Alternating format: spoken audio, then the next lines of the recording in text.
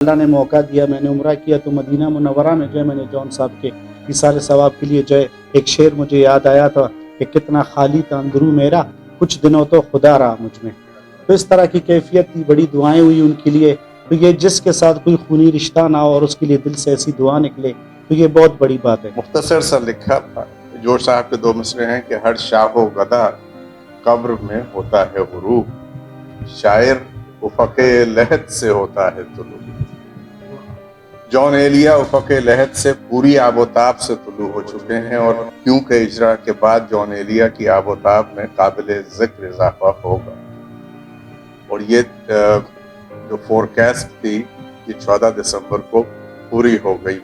پوری دنیا میں ذکر ہے اس وقت. کراچی کے میرٹ ہوٹل میں جون ایلیا کی نئی کتاب کیوں کی تقریب رونمائی منعقد کی گئی، جس میں ادب، شعر و سخن اور فنون لطیفہ سے وابستہ نمایاں شخصیات نے شرکت کی. تقریب کا مقصد جون ایلیا کے فن اور خیالات کو نئی نسل تک پہنچانا اور ان کی کتاب کیوں کے موضوعات پر روشنی ڈالنا تھا. جون صاحب کا آخری مجموعہ جو ہے وہ شائع ہوا ہے 14 دسمبر کو، اور اس کی باقاعدہ تقریب جو تھی وہ انڈیا ریختہ میں ہوئی ہے، دہلی میں. تو یہاں پہ بھی یہ ایک ہمارے دوست ہیں گے عدیل قیدی صاحب جو کہ امریکہ سے آئے ہوئے ہیں، انہی کے توسط سے یہ وہاں پہ پروگرام ہوا تھا. تو ان کی بڑی خواہش تھی کہ یار اس کا ایک پروگرام جو ہے وہ یہاں پہ بھی ہونا چاہیے کراچی میں. تو اس سلسلے میں انہوں نے یہ تقریب کی تھی، اور یہاں پہ اس کتاب کے بارے میں اور جون صاحب کے حوالے سے بات چیت کی گئی. اور یہ ہے کہ یہ کتاب جو ہے اس ٹائم میرے خیال میں سب سے زیادہ بکنے والا مجموعہ ہے.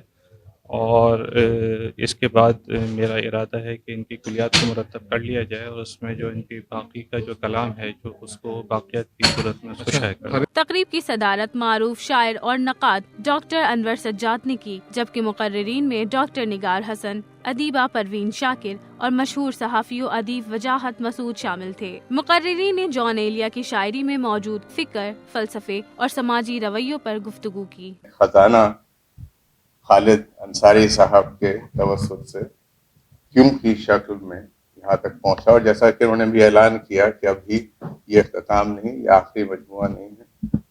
کلیات میں باقیات جون جو ہیں وہ بھی آئیں گی.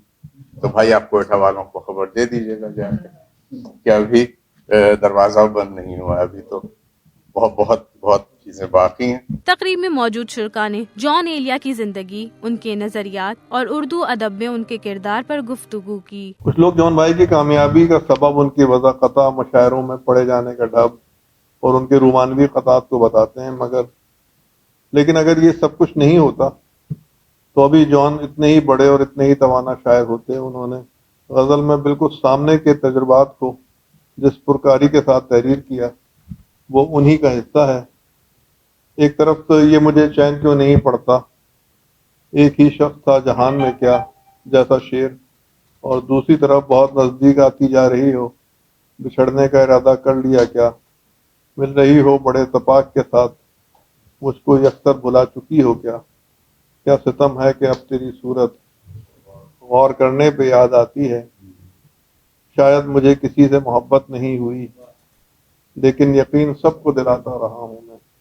جیسے یگانہ اور اردو شاعری کی روایت سے بالکل جدا گانا اشعار جون ایلیا کو اردو شاعری میں ایک منفرد اسلوب کا مالک ٹھہراتے ہیں. آخر میں شرکاء نے کتاب کیوں کی اشاعت کو ادب کے لیے ایک اہم پیش رفت قرار دیتے ہوئے جون ایلیا کے کام کو نئی نسل کے لیے مشعل راہ قرار دیا.